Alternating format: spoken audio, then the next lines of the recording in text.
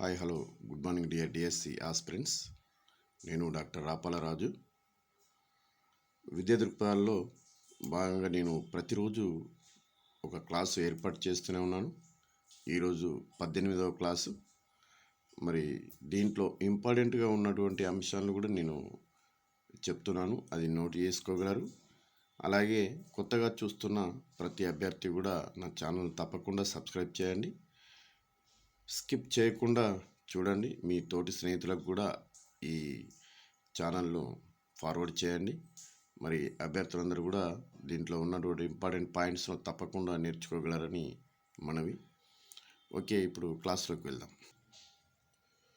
ఉపాధ్యాయుల వృత్తిపరమైన ప్రవర్తన నియమాలు very very most important topic ఇది. దీంట్లో మరి ఉపాధ్యాయుల వృత్తిపరమైన ప్రవర్తన నియమావళికి సంబంధించి మనం కాన్సెప్ట్ గురించి తెలుసుకుందాం. ప్రతి వ్యక్తికి ఒక నైతిక ప్రవర్తన నియమావళి అవసరం. ఇది స్వీయ నియంత్రణను, స్వీయ ఆచరణను కోరుకుంటుంది. ఈ నియమావళి ఆ సమూహంలోని ఇతర సభ్యుల సంక్షేమంతో పాటు వారి రక్షణకు కూడా ఉపకరిస్తుంది. ఉపాధ్యాయ వృత్తి ఇతర వృత్తుల కంటే భిన్నమైంది కాబట్టి వృత్తికి వృత్తిపరమైన నియమావళి అత్యంత అవసరం. ఉపాధ్యాయ వృత్తి అనేది ఇతర వృత్తుల కంటే చాలా భిన్నమైంది, ఎందుకంటే ఇది నైతికతతో కూడి ఉంటుంది. విద్యార్థుల అభివృద్ధికి, విద్యార్థుల పురోభివృద్ధికి, తర్వాత విద్యార్థులను అత్యున్నతమైనటువంటి శక్తివంతులుగా తయారు చేసే బాధ్యత ఒక ఉపాధ్యాయునికి మాత్రమే ఉంటుంది. విద్యార్థులు ప్రవర్తనలో మార్పు తీసుకురావడానికి తోడ్పడేటువంటి వృత్తి ఉపాధ్యాయ వృత్తి.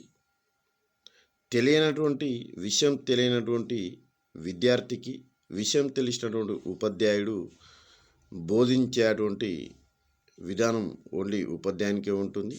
కాబట్టి అందుకే ఉపాధ్యాయ వృత్తి చాలా భిన్నమైంది అన్ని వృత్తుల కంటే అని చెప్పుకుంటాం. ఈ ప్రవర్తన నియమావళి ఉపాధ్యాయులు తమ విధులను సమర్థవంతంగా నిర్వహించుటకు తోడ్పడుతుంది. ఉపాధ్యాయ నియమావళిని తొలిసారిగా 1984లో యునెస్కో రూపొందించింది. భారతదేశంలో 1986 జాతీయ విద్యా విధానం సూచనల మేరకు ఎన్సీఆర్టీ 1990న ఉపాధ్యాయ వృత్తి ప్రవర్తన నియమావళిని రూపొందించింది. దీనిలో 30 అంశాలను 6 రంగాల్లో వివరించారు. అంటే ఉపాధ్యాయ వృత్తిలో 30 అంశాలు ఉన్నాయి. ఆ 30 అంశాలను వివిధ రకాలుగా 6 రంగాలుగా వివరించారు. ఈ నియమావళి పీఠికతో ప్రారంభమవుతుంది. ఇది వెరీ మోస్ట్ ఇంపార్టెంట్. ఉపాధ్యాయ వృత్తి నియమావళి దేనితో ప్రారంభమవుతుందంటే పీఠికతో ప్రారంభమవుతుందని మనం చెప్పుకుంటాం. వృత్తికి ఉండవలసిన లక్షణాలు. ఉపాధ్యాయ వృత్తికి ఉండవలసిన లక్షణాలు. వృత్తి ఒక సామాజిక విధి. వృత్తి నిర్వహణకు ప్రత్యేక శిక్షణ అవసరం. లాభాపేక్షతో కాకుండా సేవాభావంతో నిర్వహించేదే వృత్తి. వృత్తి సాంకేతికమైన ప్రత్యేక లక్షణాలున్న సేవల సమాహారం. వృత్తికి అధికారిక గుర్తింపు, సమాజంలో ఉన్నత స్థాయి ఉంటుంది. తమ సామర్థ్యాల ప్రమాణాలను కాపాడడానికి వృత్తి సంఘాలు ఏర్పడతాయి. ఉపాధ్యాయ వృత్తి ప్రవర్తన నియమావళి పీఠిక. ఉపాధ్యాయ వృత్తి ప్రవర్తన నియమావళి పీఠిక. మరి దీంట్లోని అంశాలు మనం గమనిద్దాం. ప్రతి శిశువుకు నాణ్యమైన విద్యను అభ్యసించే హక్కు కలదని గుర్తించడం. ఈ పీఠికలోని అంశాలు మనం చూసినట్టయితే, 1, ప్రతి శిశువుకు నాణ్యమైన విద్యను అభ్యసించే హక్కు కలదని గుర్తించడం. శిశువుల మూర్తిమత్వాన్ని, సర్వాంగీణ వికాసం విద్యాగమ్యమని గుర్తించడం. ప్రజాస్వామ్యం, సామాజిక న్యాయం, లౌకికవాదాలు మన ప్రజల మార్గదర్శక జీవన సూత్రాలు గ్రహించడం. సుసంపన్నమైన సాంస్కృతిక వారసత్వం, జాతీయ స్పృహ, అంతర్జాతీయ అవగాహన, ప్రపంచ శాంతి విద్య ద్వారా పెంపొందుతాయని గుర్తించడం. సమాజంలో భాగమైన ఉపాధ్యాయులు ఆ సమాజంలోని ప్రజల అవసరాలను గుర్తించి పంచుకోవడం. ఉపాధ్యాయ వృత్తి నిర్వహణకు జ్ఞానరాశి, ప్రత్యేక నైపుణ్యాలు, అంకితభావం, ప్రాథమిక అవసరాన్ని గుర్తించడం. గౌరవంతో కూడిన సమాజ సహకారం, ఉపాధ్యాయ వృత్తికి అవసరమని, ఆ సహకారం నాణ్యమైన బోధనకు తోడ్పడుతుందని, ఉపాధ్యాయుల్లో వృత్తి పట్ల సద్వైఖరులను పెంపొందించునని గ్రహించడం. 8వ పాయింట్ వచ్చేసి స్వీయ నిర్దేశం, స్వీయ క్రమశిక్షణ ఉపాధ్యాయ వృత్తిలో అవసరమని గుర్తించడం. పై అంశాలను గుర్తించిన భారతదేశపు ఉపాధ్యాయులమైన మేము మా వృత్తి ప్రవర్తన నియమావళి రూపొందించుకోవడానికి తీర్మానిస్తున్నాం. ఇది దానికి సంబంధించినటువంటి పీఠిక. అలాగే ఉపాధ్యాయుల వృత్తిపరమైన నీతి, మరి ఉపాధ్యాయుల వృత్తిపరమైన నీతి ఏం చెప్తుంది అంటే, ఈ నీతిని పాటించడానికి నియమాలు కొన్ని ఉన్నాయి. ఆ నియమావళి ఏంటిది అంటే, బోధనా వృత్తికి సంబంధించిన నీతి నియమావళి. మరి బోధనా వృత్తికి సంబంధించిన నీతి నియమావళి ఎలా ఉందంటే, బోధనా వృత్తిని పవిత్రమైనదిగా భావించాలి, వృత్తి పట్ల చిన్నచూపు చూపకూడదు, అంకిత భావంతో పనిచేయాలి, వృత్తిపరమైన జ్ఞానాన్ని మెలకువలను నిరంతరం పెంచుకుంటూ చూడాలి, విద్యా సంబంధిత పనులను నిరాకరించరాదు, వృత్తిపరమైన సమాచారాన్ని రహస్యంగా ఉంచాలి. విద్యార్థులకు సంబంధించిన నియమావళి. మొదటిదేమో బోధన వృత్తికి సంబంధించిన నీతి నియమావళి. ఇప్పుడు విద్యార్థులకు సంబంధించిన నియమావళి. మరి విద్యార్థులు ఎలా ఉండాలి, వాళ్ళ నియమావళి ఎలా ఉంటుందంటే, విద్యార్థుల పట్ల ప్రేమ, దయ చూపాలి, వారి సమస్యలను సానుభూతితో అర్థం చేసుకొని పరిష్కరించడానికి కృషి చేయాలి, విద్యార్థుల శక్తి సామర్థ్యాలను వెలికితీసి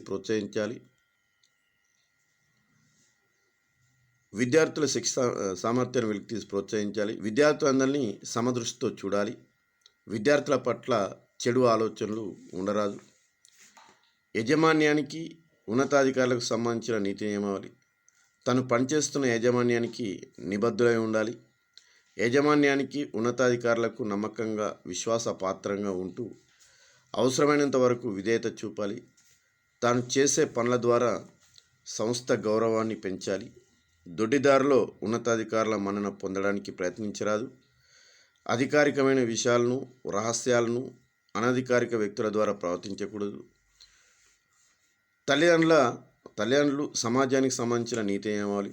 మరి తల్లిదండ్రులు సమాజానికి సంబంధించిన నీతి నియమావళి ఎలా ఉంటుందో చూద్దాం. విద్యార్థుల తల్లిదండ్రులతో సంబంధాలు కలిగి ఉండాలి, విద్యార్థుల శక్తి సామర్థ్యాలు, ప్రగతులని తల్లిదండ్రులతో చర్చించాలి, విద్యార్థుల తల్లిదండ్రుల అభిమానాన్ని, విశ్వాసాన్ని చూరగొనాలి, సమాజంలో ఒక ఆదర్శ సభ్యునిగా ప్రవర్తించాలి, సామాజిక స్పృహ కలిగి ఉండాలి, సామాజిక కార్యక్రమాల్లో పాల్గొనాలి, తల్లిదండ్రులపై పక్షపాతం, వివక్ష చూపరాదు, సమాజం తనపై పెట్టుకున్న నమ్మకాన్ని వమ్ము చేయరాదు.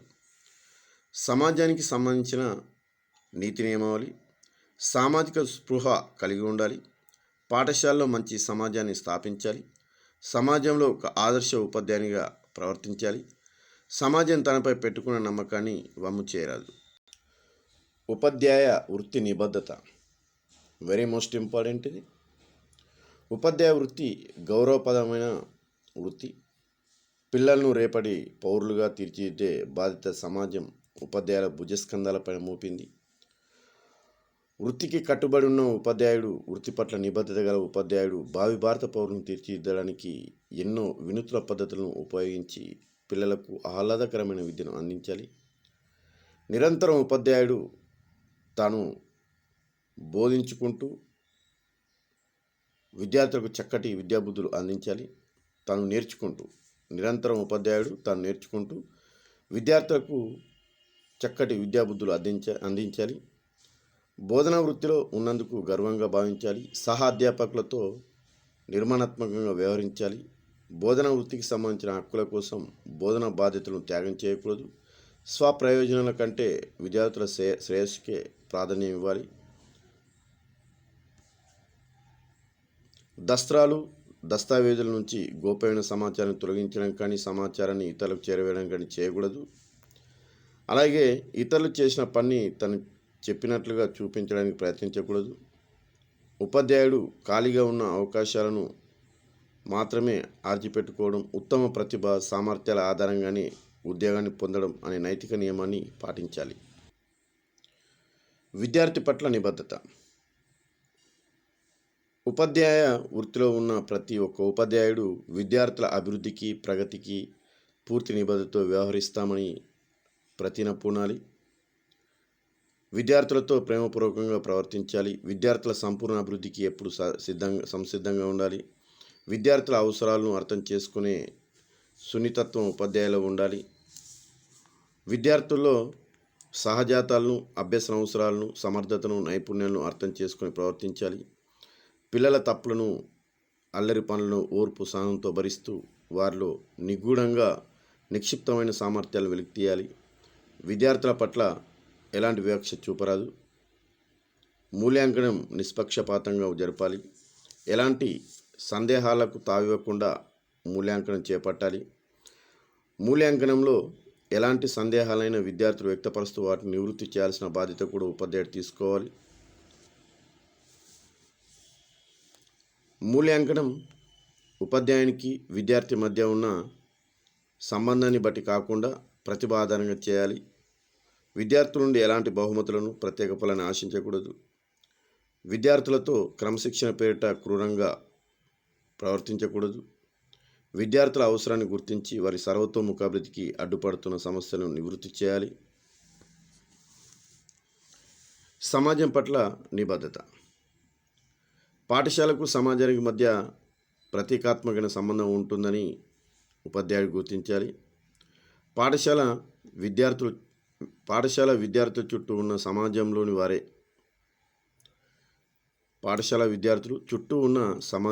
వారే వారు ఎదిగిన తర్వాత సమాజంలో సభ్యులై సమాజాన్ని పునర్నిర్మించుకుంటూ ఉంటారు. కాబట్టి ఉపాధ్యాయులకు వృత్తి పట్ల నిబద్ధతతో పాటు వారి కుటుంబాలు, సమాజం, జాతి పట్ల కూడా నిబద్ధత అవసరం. ఉపాధ్యాయుడు సమాజంలో ఒక ఆదర్శ సభ్యుడిగా ప్రవర్తించాలి. సమాజంలో రాజకీయ, మతపర, ఇతర ఏ వర్గాలతోనూ సంబంధాలను ఏర్పరచుకోకూడదు.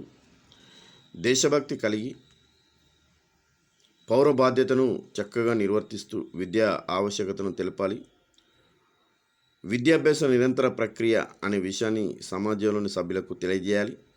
ఎలాంటి వ్యసనాలకు బానిసవ్వకుండా అత్యంత గౌరవప్రదమైన వ్యక్తిత్వంతో ఆదర్శ వ్యక్తిగా తన కర్తవ్యాన్ని నిర్వర్తించాలి. సమాజ సభ్యులను చైతన్యపరిచి సమాజంలో ఉన్న వనరులను పాఠశాల సేవలు మెరుగుపరచడానికి ఉపయోగించాలి. పరిశోధన, నిశిత పరిశీలనకు సంబంధించిన విద్యా విషయక స్వేచ్ఛ ఉపాధ్యాయుడికి ఉండాలి. ఉపాధ్యాయుడు ఎలాంటి ఇతర ప్రతిఫలాలను, బహుమతులను ఆశించకూడదు. రాజకీయ, మతపరమైన ప్రలోభాలకు లొంగకూడదు.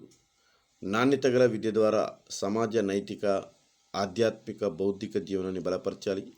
ప్రాంతీయ సంస్కృతి, సాంప్రదాయాలను అర్థం చేసుకొని ఆ కోణం నుంచి సమాజ సభ్యులు, విద్యార్థుల ప్రవర్తనను అర్థం చేసుకోవాలి. ఉపాధ్యాయునికి మత స్వేచ్ఛ ఉంటుంది, కానీ మత బోధన, మతపరమైన ఆలోచనలకు విద్యార్థులను ప్రభావితం చేసే అధికారం లేదని తెలుసుకోవాలి. ఓకే అభ్యర్థులారా, నా ఛానల్ను తప్పకుండా సబ్స్క్రైబ్ చేయండి. నా ఛానల్ చూస్తున్నటువంటి కొత్తవారు ఎవరైనా కూడా తప్పకుండా సబ్స్క్రైబ్ చేయండి. మీ తోటి వారికి నా ఛానల్ను ఫార్వర్డ్ చేయండి. Please subscribe my channel.